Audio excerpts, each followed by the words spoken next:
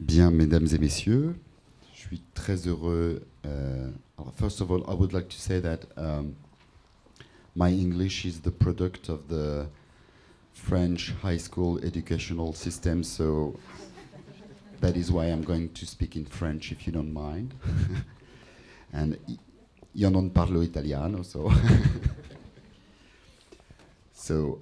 Donc je voudrais juste vous dire quelques mots de bienvenue. Donc, je suis René-Jacques Mayer, le directeur de l'école Camondo, qui, comme vous le savez, est une école d'architecture intérieure et de design.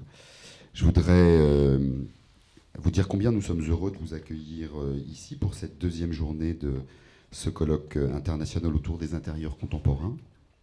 Remercier bien sûr les partenaires de ces deux journées de pensée et d'échange, que sont bien sûr l'ENSA Versailles, l'ENS Paris-Saclay et le Centre de recherche en design ENS-NC des ateliers, l'Archivio del Moderno et le Politecnico de Milan, et donc aussi l'école Camondo, et on est très très heureux de participer à ce projet avec des partenaires aussi prestigieux.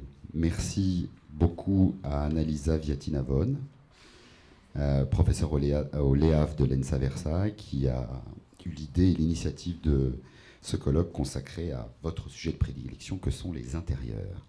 Et bien sûr, je remercie, puisqu'il est à côté de moi, Alexis Markovix d'avoir aussi beaucoup travaillé à la préparation de ces deux journées de réflexion. Comme vous le savez, c'est une nouveauté. Alexis Markovix était jusqu'alors directeur pédagogique de l'école Camondo et il est depuis septembre, et nous en sommes très fiers, directeur de la recherche et des post-diplômes à l'école Camondo. C'est une vraie nouveauté pour nous et un vrai désir d'affirmer qu'il y a une recherche en architecture intérieure.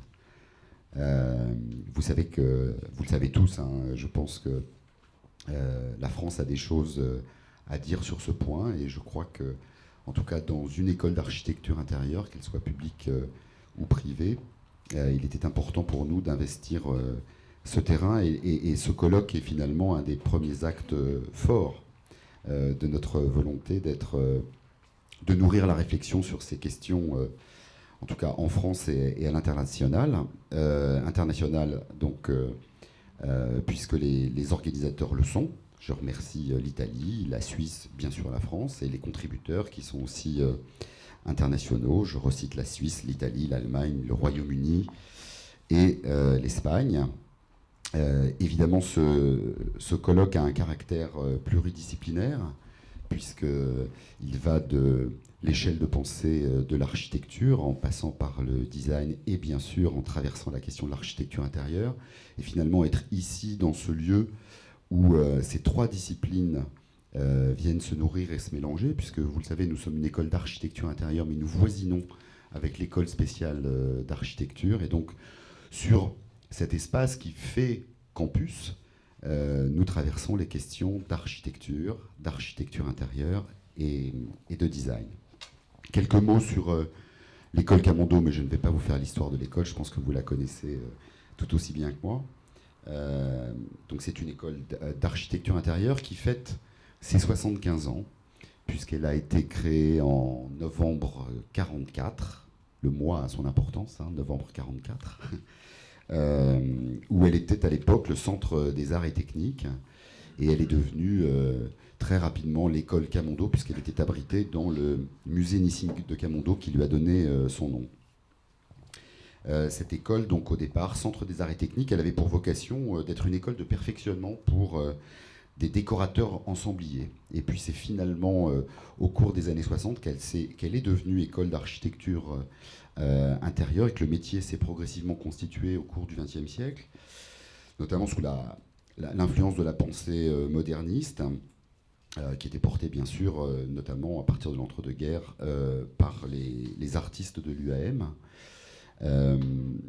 Cette école est devenue école d'architecture intérieure, et le diplôme qu'elle délivre aujourd'hui porte ce titre de diplôme d'architecte d'intérieur, qui est un sujet de profond débat en France, dans le rapport entre l'architecture et l'architecture intérieure, et de mesurer quels sont les champs finalement de compétences et la reconnaissance des titres professionnels. J'en dis 2 mots parce que c'est aujourd'hui, je pense, un sujet qui existe depuis une trentaine d'années et que nous continuons, nous en tout cas, de porter, convaincus que ce terme qui peut faire débat, ce terme d'architecture, a tout à fait légitimité à être présent au fronton de nos écoles.